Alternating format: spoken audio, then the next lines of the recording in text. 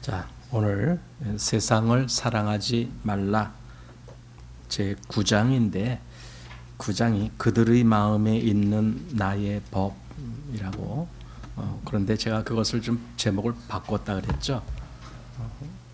그들의 마음에 있는이 아니라 우리의 마음에 있는 하나님의 법 이렇게 바꿔서 보는 게 더 유익하겠다. 그래서 그렇게 보고 있습니다. 그런데 우리 지난 주일에 이 전반부를 했고 오늘은 이제 후반부를 할 차례인데 134페이지 그 중간 부분부터 이제 보면 되겠습니다. 자, 제목부터 한번 잘 생각해 보셔야 됩니다. 우리 마음에 하나님의 법이 있으면은 그 하나님의 법이 어떻게 작용하고 하나님의 법은 우리를 어떻게 이끄실 거고 어떤 역사가 있을 것이고 이런 것들을 우리가 이제 생각하거든요. 바로 그런 문제가 실제적으로 어떻게 일어나는지 그 얘기를 지금 하는 겁니다. 자, 본문 들어가겠습니다. 앞에서 우리는 적그리스도의 왕국이 머지않아 나타날 것이라고 말했다. 사실 적그리스도의 왕국이 나타난다라고 했는데 머지않아 나타나는 것이 아니라 사실은 이미 지금 이 세상에 있지요. 적그리스도가 지금 역사하고 있고 활개치고 있지요. 이미 초대교회 때부터 사도 요한의 서신에서 그걸 말해주고 있잖아요. 이미 적그리스도가 세상에 있다라고. 자, 요한은 그의 서신 안에서 그의 자녀들에게 세상과 세상 일에 대한 편지를 썼으며 이어서 그들에게 적그리스도가 이르겠다 함을 너희가 들은 것과 같이 지금도 많은 적그리스도가 일어났으니라고 경고했다. 적그리스도가 나온 것을 왜 경고를 해줬습니까? 그리스도인들은 적그리스도의 도래를 미리 알고 있어야 돼요. 그걸 알고 있어야 대적할 수 있는 마음의 준비가 되지요. 아무것도 알지 못하면 어떻게 대적을 합니까? 그래서 적그리스도가 이르겠다라는 것을 성도들에게 그걸 다 알렸던 거죠.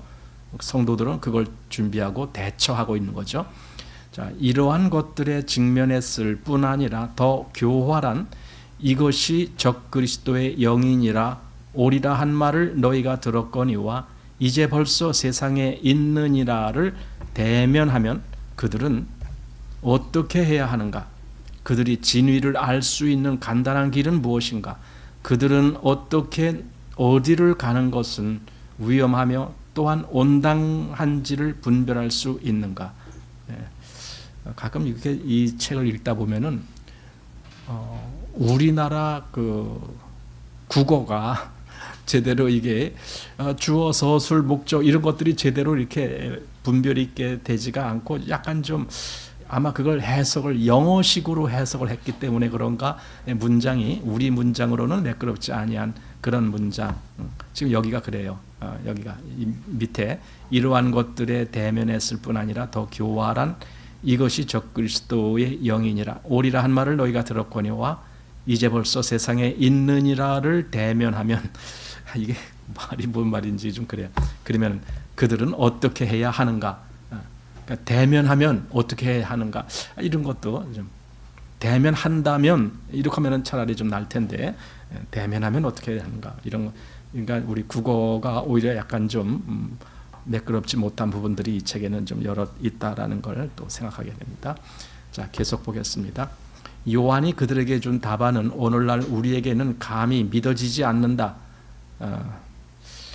믿어지지 않는다가 믿기 어렵다 이렇게 해야 더 옳죠. 이런 것도 너희는 거룩하신 자에게서 기름 부음을 받고 모든 것을 아느니라.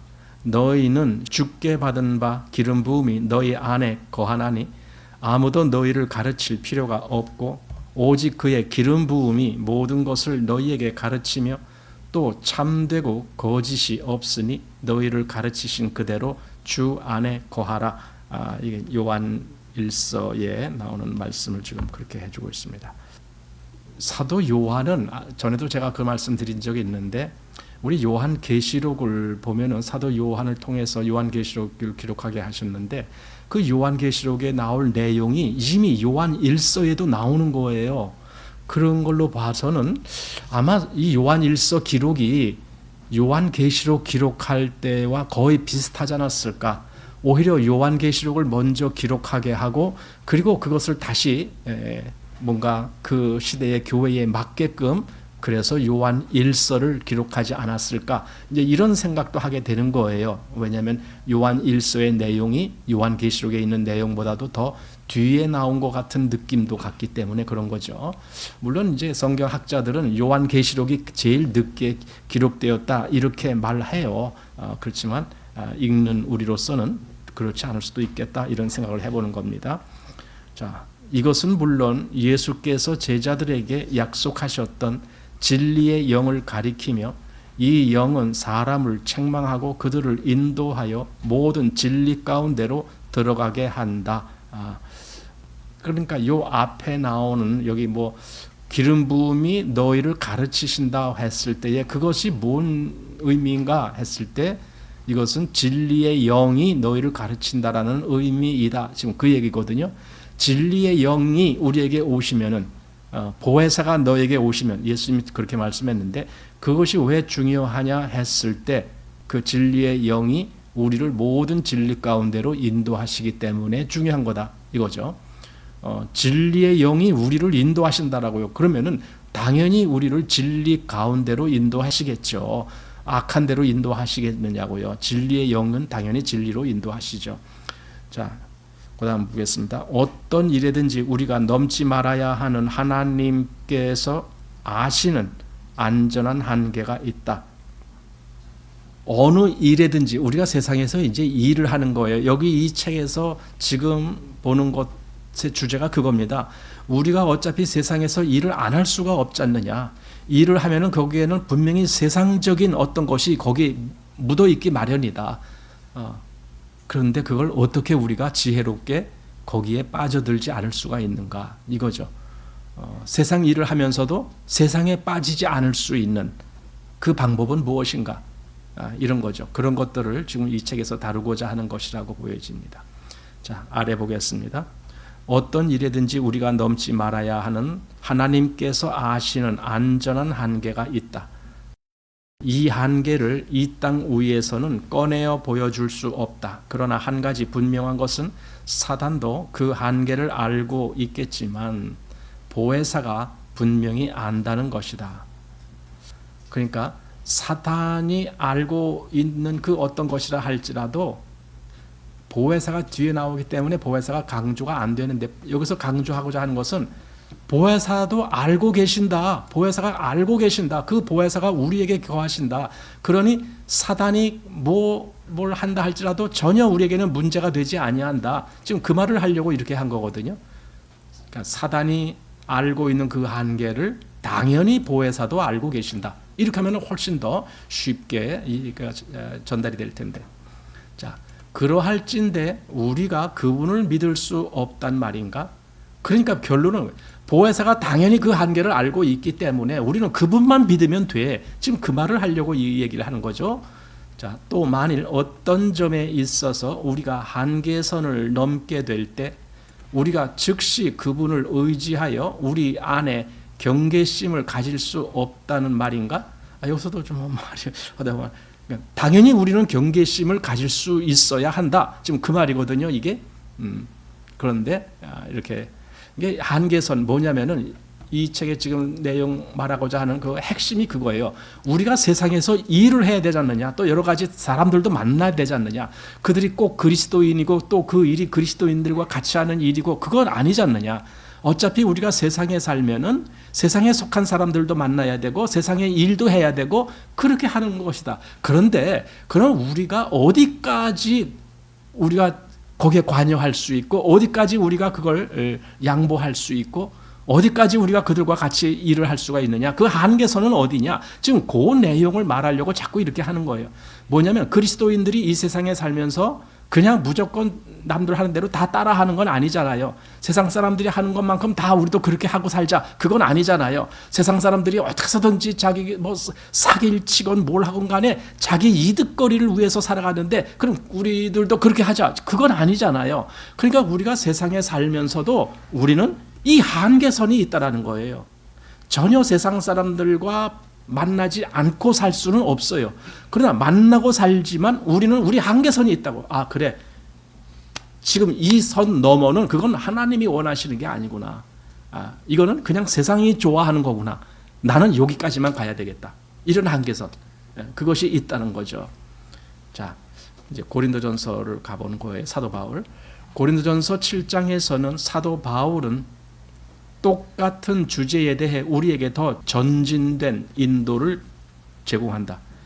아, 인도를 제공한다라는 말, 이런 말이 어디 있어요, 세상에? 여러분, 이거 이상하지 않습니까? 더 전진된 방향으로 인도한다. 이래야죠. 인도한다가 맞는 거지, 인도를 제공한다. 이게 좀 말이 그렇잖아요? 자, 형제들아, 내가 이 말을 하노니 때가 단축하여진 고로 이후부터 안에 있는 자들은 없는 자같이 하며 우는 자들은 울지 않는 자같이 하며 기쁜 자들은 기쁘지 않은 자같이 하며 매매하는 자들은 없는 자같이 하며 세상 물건을 쓰는 자들은 다 쓰지 못하는 자같이 하라. 이 세상의 형적은 지나감이니라. 너희가 염려 없기를 원하노라. 지금 사도 바울이 말한 것이 바로 그 한계선을 이야기한 거예요. 그러니까 보세요. 안에 있는 자들은 없는 자 같이. 이게 한계선이라고요. 그러니까 항상 안에 있는 것이 세상적인 표현으로는 그 안에로 말미암아 항상 즐거움을 느끼고 항상 뭔가 자기 이득거리를 찾고 뭔가 그런 것이 아니라 우리는 일정한 한도 여기까지만. 또 우는 자들은 울지 않는 자 같이 하며. 이게 뭐예요? 그러니까 우는 건 뭐예요? 뭔가 슬픈 일이 있고 그럴 때 우리가 마냥 슬퍼만 하는 것이 아니라 우리는 그 한계까지. 또 실제로 우리 마음속에는 울어야 될 어떤 일이 있다 할지라도 우리는 얼마든지 겉으로는 그렇지 않을 수도 있고, 또 기쁜 자들은 기쁘지 않은 자같이 그 기쁨에 도취돼서 그냥 한없이 빠져들어가는 것이 아니고, 매매하는 자들도 없는 자같이, 그러니까 매매할 것이 아무것도 없어. 말하자면은 그냥 나 매매할 것이 많아갖고 그냥 기분 좋아라라고 그냥 그거 가지고 장사하고 뭐 이렇게 그런 것만 하는 것이 아니라 때때로는 나도 없는 자처럼 그렇게 뭔가 겸손하고 뭔가 이렇게 좀 낮은 데로 처하는 그런 것도 좀 보게 하는, 이렇게 뭔가 어떤 세상적인 관계가 있는 일을 하긴 하는데 선이 있다라는 거죠. 나는 여기까지만 해야 되겠다, 이런 거예요. 자, 여기에서는 여러 가지 일을 말하지만 그 가운데의 지배적인 요인은 매우 분명한데, 즉 때가 단축되었다는 것이다. 여기 아까 앞에서 그랬죠. 때가 단축하여진 거로 이렇게 되어 있잖아요. 때가 단축하여진 거로. 그래서 때가 단축되었다는 것이다. 어떤 역자는 때가 어렵다라고도 번역한다. 그러니까 아까 그 성경 번역이 때가 단축하여진 거로 이거를 때가 어려운 거로 이렇게도 번역한 성경은 있어요. 그런데 뭐 그렇게 많지는 않은 것 같아요.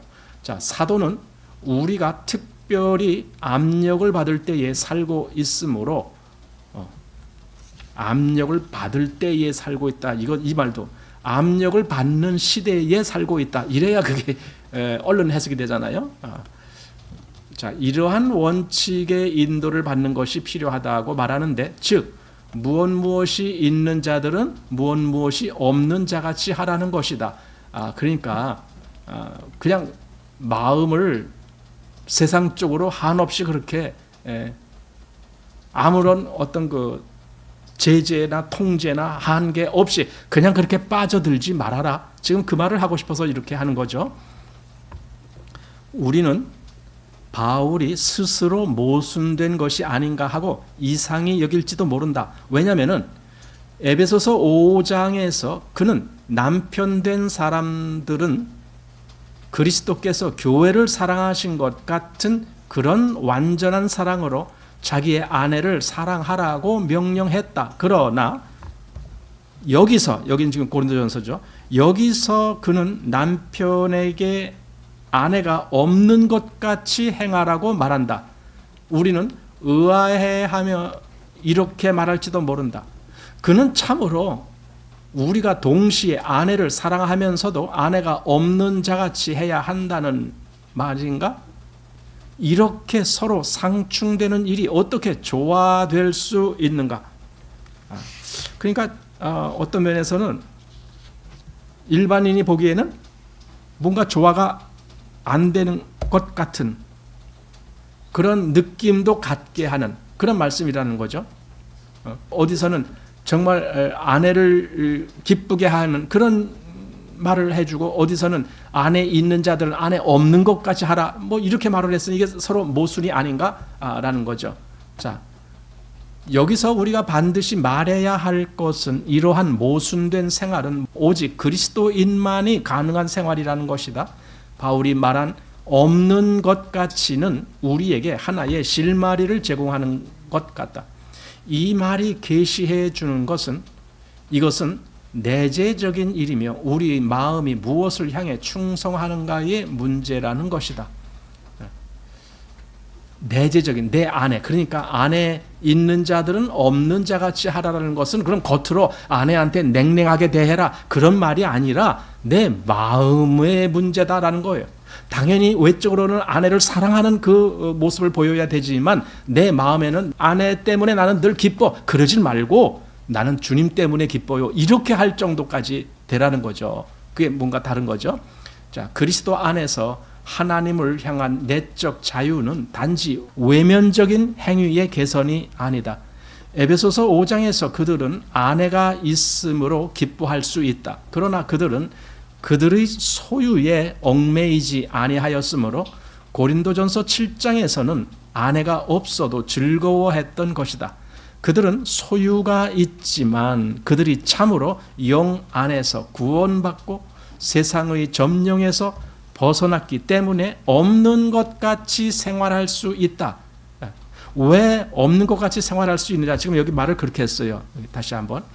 그들이 소유는 있지만, 그들이 자기한테 그것이 있지만 참으로 영 안에서 구원받고 세상의 점령에서 벗어났기 때문에, 이 구원이라는 것은요, 벗어나는 거예요. 구원이라는 말은 그렇게도 해석이 돼요. 어디에 계속 영향을 받고 거기 갇혀 있는 것 같은 그런 입장에서 벗어난다라는 거예요. 그럼 그 벗어난다라는 한계가 뭐냐? 물론 우리는 사단의 영역에서 벗어나요. 또 사망의 영역에서 벗어나요. 또 죄의 영역에서 벗어나요. 그런데 그것만 있는 것이 아니라 세상이라고 하는 영역에서도 벗어나게 돼 있어요. 갈라디아서에서는 그리스도께서 우리를 이 악한 세대에서 건지시려고 자기 몸을 들이셨으니, 이렇게 말을 해요. 이 악한 세대, 그건 세상을 얘기하는 거거든요. 거기서 건진다는 거예요. 그러니까 그것은 우리로 하여금 세상에 그냥 빠져 살게 만드는 것이 아니라 일정한 한계선을 그어가면서 그리스도인으로서의 그 영역을 고수해 나갈 수 있는 그 길을 걷게 한다는 거죠. 그러니 그리스도인은 저는 아주 강한 자다라는 생각이 들어요. 자기 통제를 할 수 있는 자, 강한 자만이 자기 통제가 가능하잖아요. 자기를 통제해서 이 선 이상을 넘어가지 않게 그렇게 할 수 있는 자, 그것이 그리스도인이다라고 지금 보게 되는 거죠. 자, 보십시다. 계속. 천연적인 사람의 생활은 항상 극단적이다. 여기서 천연적이라는 말도 잘 안 쓰지만 그냥 자연인, 보통 사람, 보통 사람. 일반적으로 우리가 아는 이 세상의 보통 사람들, 그들의 생활은 항상 극단적이다. 극단적인, 한쪽으로 치우친다. 이렇게 지금 되는 거예요. 치우치는 그런 경향으로 사는 거예요. 자, 한 종류의 극단은 그의 소유에 의해 완전히 사로잡히는 것이며, 이게 뭡니까? 마음이 늘 소유하는 거기에 가 있는 사람이에요. 자기 소유하는 것으로 자기 마음의 성취감을 느끼는 사람이에요. 그 사람이 이런 사람이죠. 또 다른 하나, 여기 다른 한 종류의 극단은 종교적인 열심으로 그가 가진 모든 것을 버려 아무것도 없게 되어도 조금도 상관하지 않는 것이다. 그러니까 이런 여기 종교적 열심에 해당되는 사람은 심지어는 자기 가정을 돌보지 아니하는 사람들이 있어요. 그게 성경에도 나와요. 가정을 돌보지 아니하는 사람. 내가 지금 하나님 일하기도 바쁜데 내가 가정에 내가 어떻게 그걸 할 수 있겠어? 하고 마치 자기가 더 거룩하기 때문에 가정 일을 돌볼 수 없다라고 핑계대는 사람이죠. 그건 옳지 않다고 봐요. 저는 가정을 지극히 세상 가정이 아니고 하나님의 가정으로 만든다라면은 그 가정을 구성하는 구성원들은 각각 자기의 그 의무적인 영역이 있다라는 생각이 듭니다. 그걸 분명히 할 수 있어야죠. 예를 들어 남편이 돈을 버는 거예요. 한마디로 돈을 벌면은 그걸로 가정을 뭐 여러 가지 살림도 하고 뭐 할 수 있도록 그렇게 돈을 벌어 오는 거예요. 그게 당연한 거예요. 아, 나는 하나님의 사람이니까 난 돈 벌 그럴 마음은 없어. 난 오직 하나님의 일만 할 거야. 아니, 이건 옳지 않은 거예요. 또 아내 된 사람도 역시 마찬가지입니다. 가정을 돌보고 살림을 하고 또 자녀들을 키우고 돌보고 하는 거 당연히 해야죠. 그런데 나는 하나님만 믿으면 돼 하며 어디 저 기도원에 들어가서 한 달씩 있다가 내려오고, 그거 당연히 옳은 방법이 아니죠. 그러니까 그리스도인의 가정은 남편도 그렇고 아내도 그렇고 오히려 더 하나님이 주신 그 가정을 가정답게 만들어갈 책임이 있는 거예요. 그래서 성경에는 아내들아 어떻게 하라, 또 남편들아 어떻게 하라, 그것이 부부간에도 문제가 있거니와 자녀와 부모간에도 그 문제가 해당된다라는 말씀을 계속 해주고 있는 거거든요.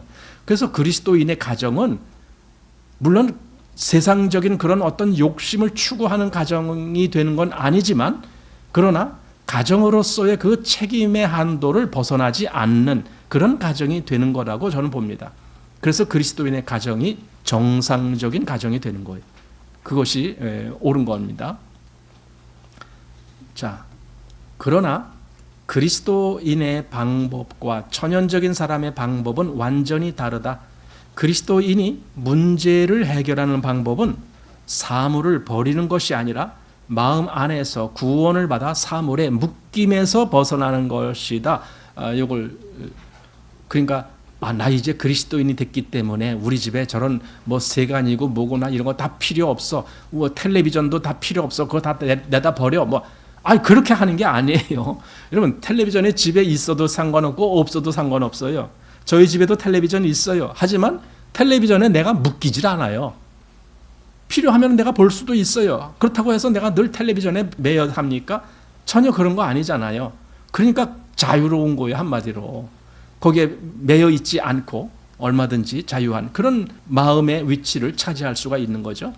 또 아내도 여전히 있으며 아내에 대한 애정도 감소되지 않았지만 아내와 남편이 다 지나친 애정의 속박에서 해방되어야 한다. 이 지나친 애정의 속박, 이게 뭔지 모르겠지만 어쨌든 그런 쪽으로 너무 지나치게 가면은 그것 때문에 하나님의 일을 할 수 없는 그런 단계에 갈 수도 있겠죠. 왜냐하면은 남편은 자기 아내만 사랑해야 돼. 아내만 알아. 또 아내는 자기 남편만 알아. 늘 그 일로만 신경 쓰고 늘 그 일로만 집중하고 있어. 그러면 언제 그가 하나님의 일을 해요? 말이 안 되겠죠. 자, 그러므로 애국할 만한 어려움이 아직 사라지지는 않았지만 생활은 그 어려움의 통제를 받지 않는다. 생활은 그러니까 그 슬픈 일이 있어도 늘상 슬퍼만 하고 있는 게 아니다는 거예요. 그 다음에 기쁨의 원인이 여전히 있지만 일종의 내재적인 제재가 우리를 기쁘게 하는 일에 허망하게 방종하지 않도록 한다. 그러니까 앞에서는 어려운 일, 슬픈 일, 뭐 이런 걸 보고 애곡할 만한 어떤 어려움 이렇게 했지만 이제 두 번째로는 뭔가 기쁨을 자아내게 하는 어떤 일, 여기 기쁨의 원인 있습니다. 그게 있습니다. 그런데 거기에만 마음이 빠져서 늘 그 기쁨만을 추구하고 있다라면 그러면 그건 그리스도인의 삶이라고 볼 수가 없죠. 그러니까 우리는 세상에서 기쁨도 느끼고 슬픔도 느끼고 어려움도 느끼고 애곡도 하고 다 하지만은 거기에만 빠져 있는 것이 아니에요. 우리는 그리고 어쩌면은 그런 데서 속히 나오길 원해요. 그리스도 안에 있기 때문에 때로는 슬픔도 얼마든지 그것을 축소시킬 수 있는, 또 기쁨도 얼마든지 우리가 거기 빠지지 않게 축소시킬 수 있는 그러한 어떤 일들이 그것이 그리스도인 앞에 있는 일이라고 저는 보는 거예요. 그래서 여기 아까 일종의 내재적인 제재가 우리가 우리를 기쁘게 하는 일에 허망하게 방종하지 않도록 한다. 이거죠. 일종의 내재적인 제재, 자기 스스로가 통제하는 거죠. 그러한 제재가 우리로 하여금 허망한 데 방종하지 않도록 한다. 장사도 예전과 같이 계속하지만 우리 안에서 구원을 받아 다시는 이러한 일에 붙잡히지 않는다. 우리는 모든 것이 있으나 없는 것 같다. 우리는 어떤 때 우리의 갈망은 요한처럼 이 땅에서 예수의 간증을 지키는 것이라고 말한다. 여기 간증이라고 써 있는 건데 제가 증거라는 말을 여기 첨부했습니다. 그러니까 예수의 증거를 지키는 것이라. 왜냐하면 요한계시록에 보면은 그 단어를 증거라고 번역을 해놨어요. 이미 이 땅에서 하나님의 말씀과 예수의 증거를 가진 자들, 그들이 바로 성도들이다, 이런 말을 이미 해놨기 때문에 그걸 증거라고 번역하는 것이 더 옳겠다라는 생각이 듭니다. 우리가 기억해야 할 것은 그 간증은 우리가 이것이다 저것이다 라고 말할 수 있는 것에 근거한 것이 아니라 사단이 우리가 어떻다고 말하는 것에 근거한 것이다. 어려워요. 이 말이 지금 상당히 어려워요.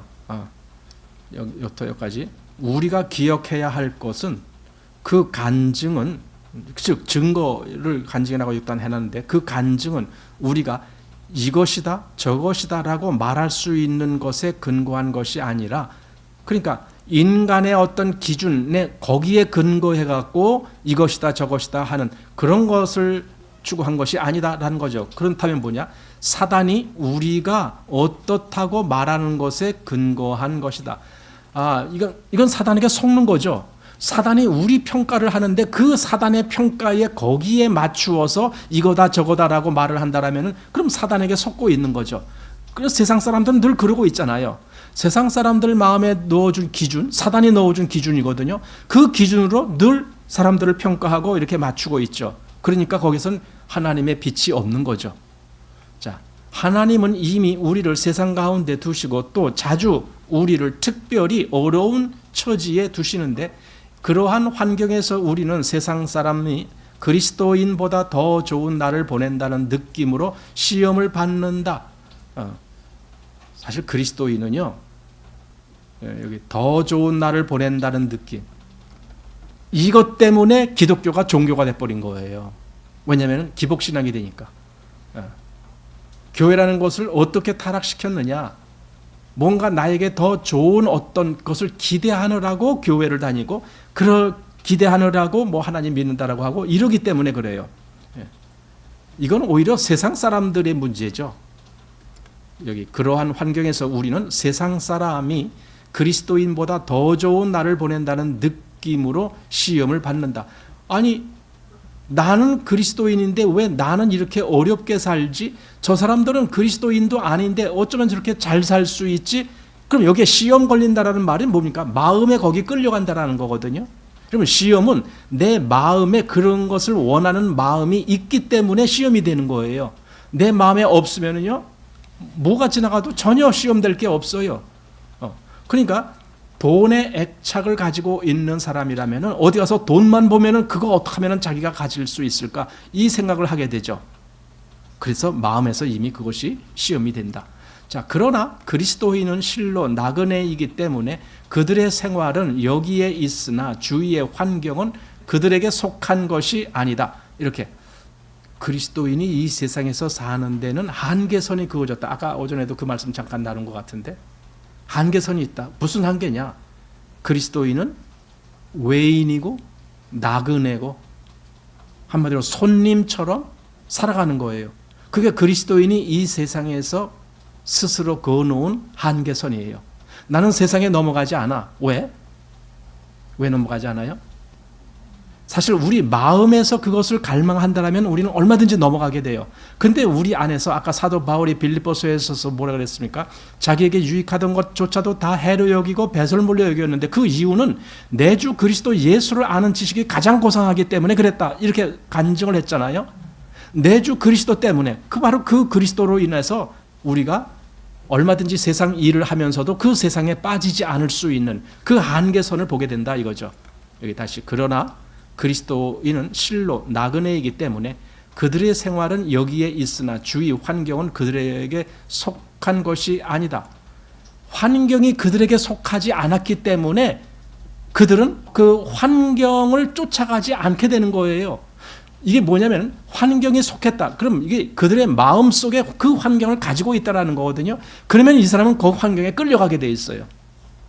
정치하는 사람들이 가끔 그 정치를, 불의한 정치를 하게 되는 동기가 뭐냐면은 주로 뇌물 받았을 때, 정치인들에게 뇌물 주고 뭔가 좀 한 자리 얻기를 원하는, 또는 어떤 뭐 허가를 받기를 원하는 그런 경우가 있을 수 있잖아요. 여기 그리스도인이 주위 환경이 그들에게 속한 것이 아니다 그랬어요. 만약에 속했다라면은요, 거기에 영향받을 수밖에 없다라는 뜻이에요. 속했기 때문에 이게 내 거야. 그러면 나는 내 마음이 거기 갈 수밖에 없어요. 근데 속하지 않았다라면은 내가 굳이 거기 마음 쓸 일이 없게 되는 거예요. 그러면은 우리 주위에, 우리 이 세상 것에 대해서 우리 마음이 거기에 쏠리지 않고 있는가? 내 마음은 거기서 독립할 수 있는가? 이 세상 것으로부터 독립할 수 있는가? 세상의 어떤 물건이나 세상의 어떤 사건이나 또는 어떤 오락이나, 요즘은 살아가는 게 전부 그거잖아요. 세상 사람들이 무엇을 위해서 살아갑니까? 첫 번째로 재미를 위해서 살아가죠. 재미. 이왕이면 더 재미있게 살자. 그래서 그 엔터테인먼트라고 하던가요? 뭔가 세상에서 이런 어떤 오락쾌락, 여러분 시설들 보세요. 전부 노는 시설. 그다음에 두 번째, 먹는 거.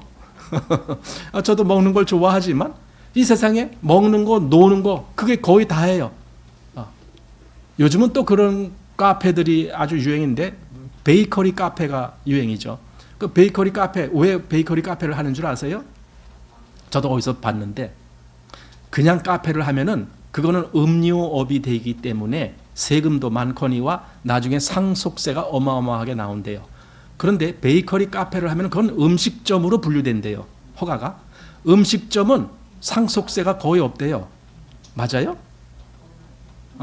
그래서 하여튼 음식점으로 허가가 났기 때문에 그렇게 그 베이커리 카페들이 얼마나 커요? 뭐 300평, 500평 막 이렇게 크게 하잖아요. 그런데 그걸 나중에 자식에게 물려주더라도 상속세를 뭐 조금밖에는 안 내고 뭐 그러는 건가 봐요. 그래서 그렇게 한다 뭐 그러는데, 하여튼 여기저기에 그런 것이 많아요. 꼭 뭐 그런 것 때문에 그런 거라고 보기에는 좀 그렇지만, 어쨌든 요즘 사람들이 그런 걸 좋아하니까. 옛날에는 기껏해야 다방이었잖아요. 다방, 여러분 기억납니까? 다방, 저도 그 전에 다녔는데, 다방 가서 커피 한 잔 시키면 그 맛도 없는 커피 그거 타놓고 거기서 이제 뭐 2-3시간 이야기하고 막 그런, 그러니까 이야기할 장소가 그런 데밖에 없었어요, 도시에서는. 근데 요즘은 누가 다방을 가요? 다방이 어디 있어? 전부 다 그런 카페 뭐 이런 데지. 거기 가서 뭐 커피나 뭐 빵 같은 거 좀 시켜놓고 먹으면서 한 2-3시간 동안 이제 뭐 이야기도 하고 뭐 이제 그러는 거죠. 그러려고 그것들이 생기는 거잖아요. 그러니까 사람들은 그렇게 뭔가 여유를 즐기면서 즐거움을 즐기려고 하는 그런 것들이 많아요. 아니면 어디, 요즘 어디 가더라도 전부 그 뭐예요? 그 저수지마다 출렁다리를 해놨어요. 저수지마다 출렁다리, 그 뭐예요? 전부 오락시설이거든요. 그냥 그런 거 해서 빨리 손님들 더 와라. 그리고 그 뭐 산책길, 뭐 이런 거 좀 뭐 경치 좀 좋은데 산책길 이런 거 많이 만들어 놓고, 노는 장소 많이 만들어 놓고, 이렇게 하여튼 우리나라는 그런 것들이 많이 지금 발전된 것 같아요. 근데 결국 그게 세상 사람들이 원하는 거잖아요. 그래서 엔터테인먼트라고 하는 그런 오락, 뭐 유흥, 뭐 이런 거, 그리고 뭐 먹는 거 이런 거 전부 그런 쪽으로 이렇게 좀 발전하고 있죠. 그런 쪽으로. 그게 세상이라는 거죠. 만약에 그런 것들이 우리에게 속해 있었다면 우리도 그쪽으로 갈 수밖에 없겠죠. 그런데 그게 아니다. 그리스도인에게 속한 것이 아니다. 자, 여기 잠수부 얘기 나옵니다.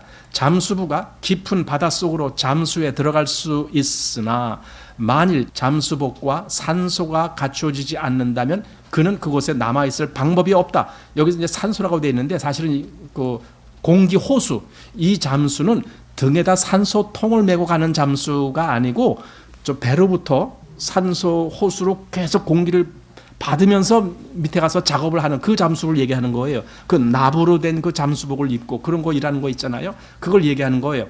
근데 그게 갖춰지지 않았다라면은 그 밑에 물속에 오래 있을 수가 없죠. 당연히 나와야죠.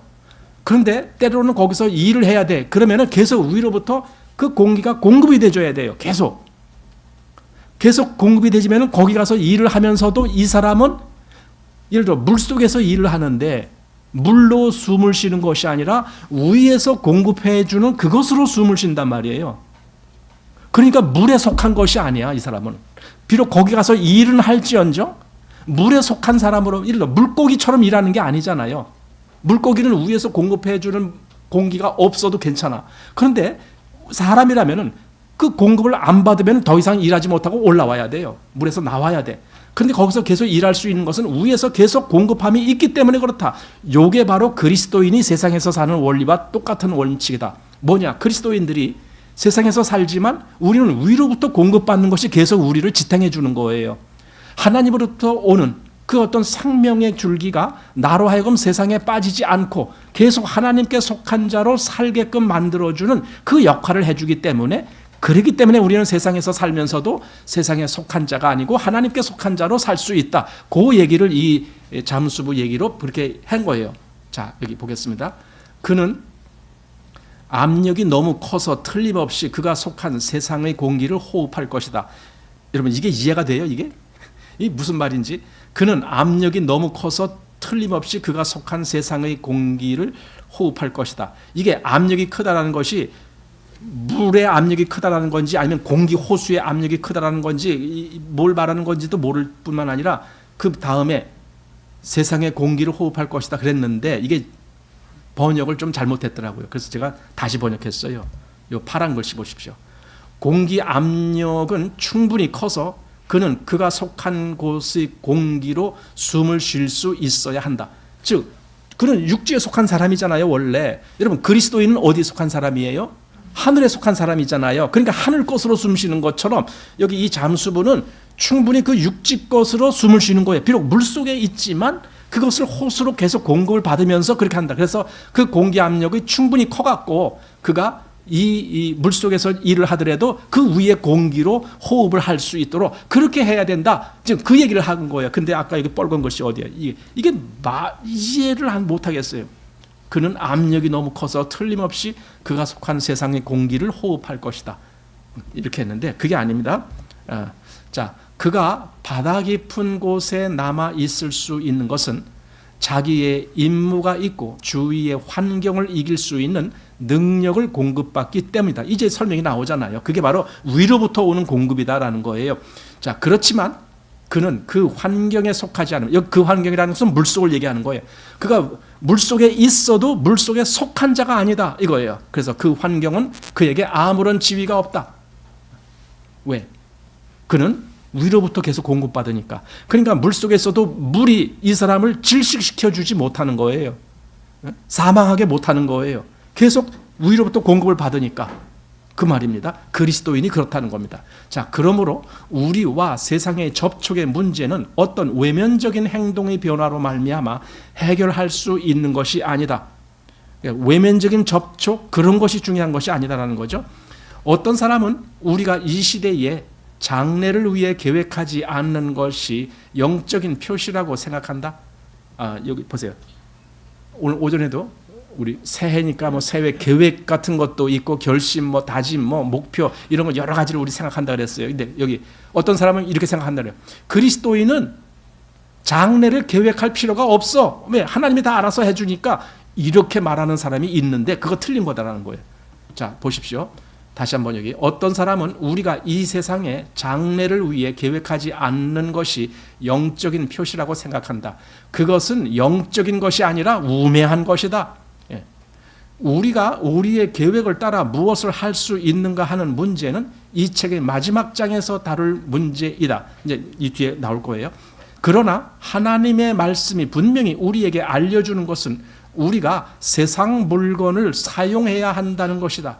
우리는 먹고 마시며 장사하고 농사짓고 기뻐하기도 하고 필요하다면 애통해야 하지만 이러한 일들을 지나치게 해서는 안 된다. 즉 거기에 완전히 빠져서는 안 된다. 즉 우리는 이 세상 일을 하면서도 한계가 있다 이거예요.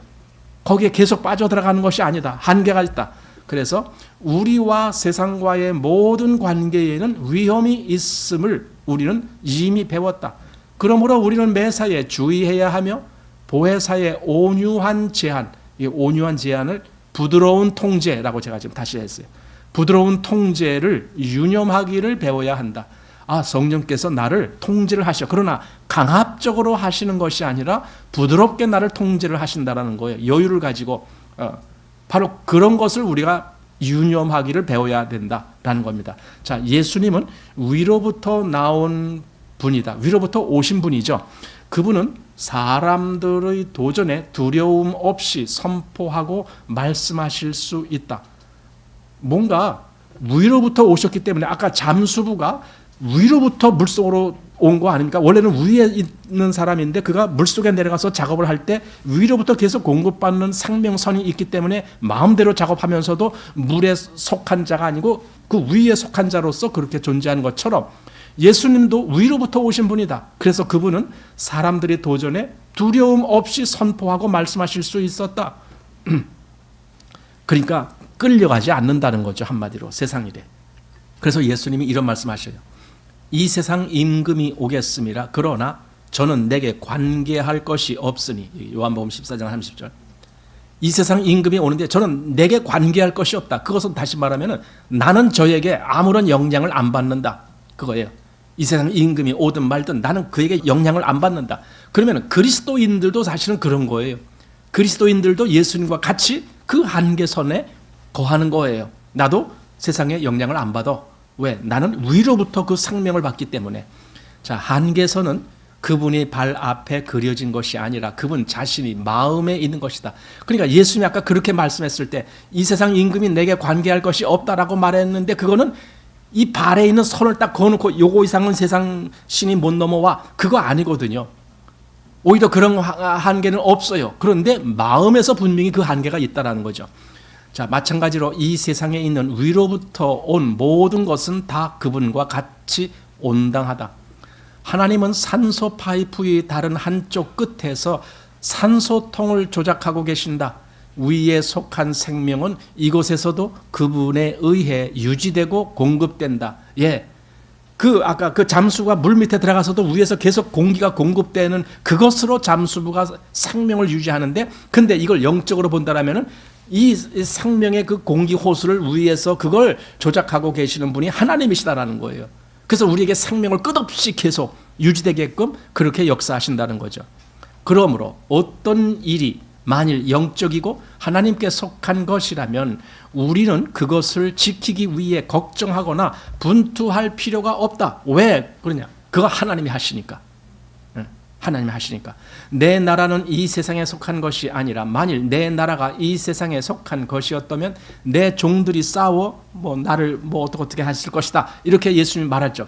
그러니까 싸울 필요가 없다는 거예요. 왜? 내 나라는 이 세상에 속한 게 아니니까. 내 나라가 이 세상에 속하였다면은 여기 내 종들이 싸워서 나를 구해내야 돼. 그런데 이미 우리는 이 세상에 속한 것이 아니기 때문에 거기서 억지로 구해내려고 애쓸 필요가 없다. 지금 그 말이에요. 왜? 우리는 이미 거기 속하지 않았는데? 우리는 위에 속해 있는데? 자, 하나님은 우리를 위해 근심하지 않으시는데, 왜냐하면 그분은 그분의 성령으로 인해 근심하지 않으시기 때문이다. 그러니까 성령님으로 하실 일을 하나님은 근심하지 않는다. 성령님이 하시는 그 모든 것은 사실은 하나님이 원하시는 일이죠. 그러니까 그냥 하나님이 기뻐하시는 일이 되는 거죠. 영적인 생명은 하나님의 생명이므로 어떤 면에서 말한다면 낮은 수준의 영적 생명이라는 것은 없다.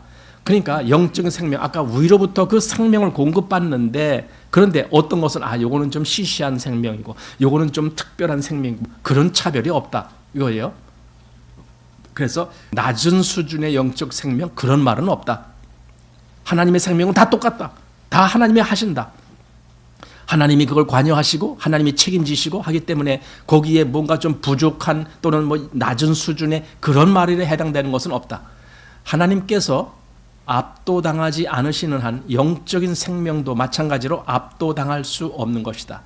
하나님은 이 사실을 위해 변론하지 않으신다. 그분은 이러한 일이 우리 안에서 사실이 되도록 보혜사에게 맡기신 것으로 만족해 하신다.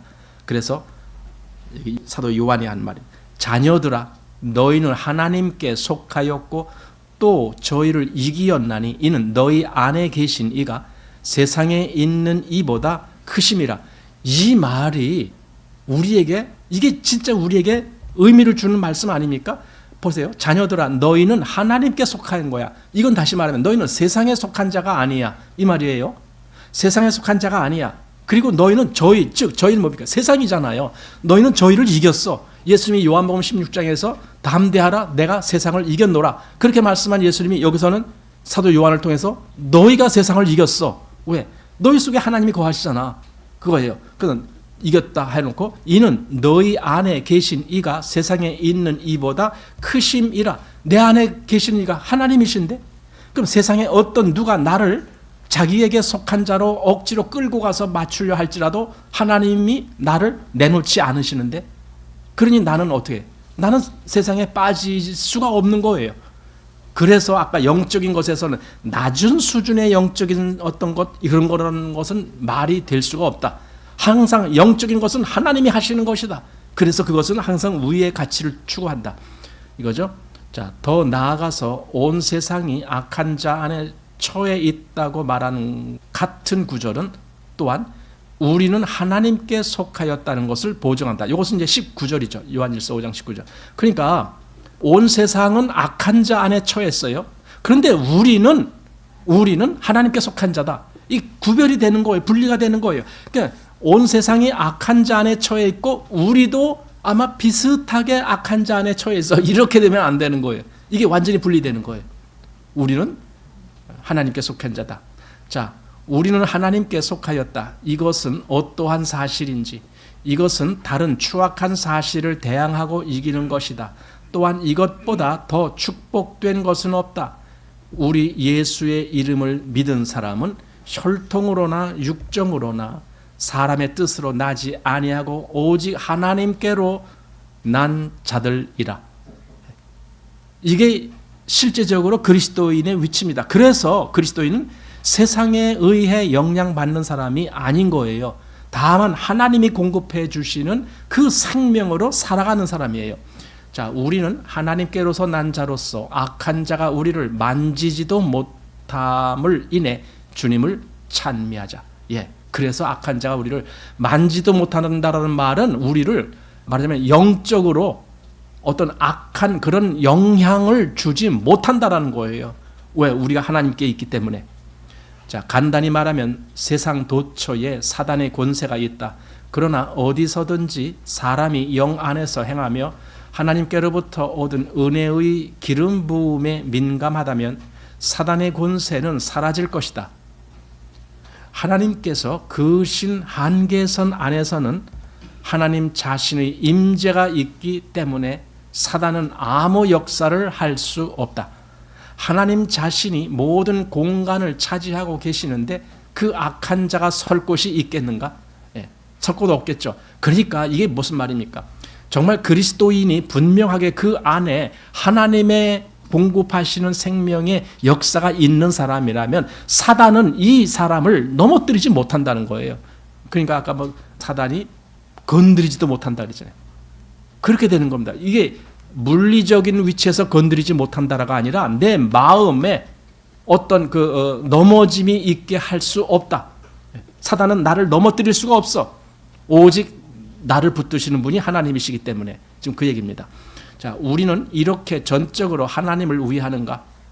사탄이 당신이나 나를 보고 나는 이 사람을 올무에 걸리게 할 방법이 없구나라고 간증할 수 있겠는가? 예. 여기서 간증할 수 있겠는가 아니라 간증할 수 있도록 그렇게 살겠는가? 우리 보고 이제 그렇게 하는 게 더 맞겠죠? 나는 그렇게 살 수 있겠는가? 그러니까 사단이 나를 넘어뜨릴 방법이 없다라는 고백을 할 수 있을 정도로 내가 분명하게 하나님으로부터 그 어떤 공급을 받아서 그 편에 서 있는가 이거죠. 그래서 믿음의 사람은 바로 이런 것이 구별되는 겁니다. 그래서 우리는 쉽게 그냥 당신 뭐 구원의 복음을 얼마나 알고 있어 그거 믿어요. 그럼 당신 구원 받았네 이렇게 말하지 말자라는 거예요. 그래서 구원을 가지고 서로 당신 구원 받았네 아니다 그러지 말고 우리는 정말 하나님의 영, 하나님의 생명이 우리 안에서 우리 삶 가운데서 그것이 사라지는지 우리는 그런 얘기를 하자라는 거예요. 옛날에는 그런 걸 얘기를 못했죠. 너 구원받은 성경 구절이 어디야? 뭐 이런 식으로 얘기를 하려고 그랬죠. 그래서 나 이 말씀 믿고 구원받았어요. 그게 뭐예요? 그게 그렇게 말하고 넘어진 사람이 한둘이 아니잖아요. 그러니까 우리는 그런 식으로 구원을 얘기하지 말고 정말 그 사람 속에 하나님의 영의 역사가 있어서 그가 사단이 그를 넘어뜨리지 못해. 그런 분명한 위치에서 그가 이 세상을 이기면서 살아가고 있어. 이런 사람이 진짜 그리스도인이다라는 거죠.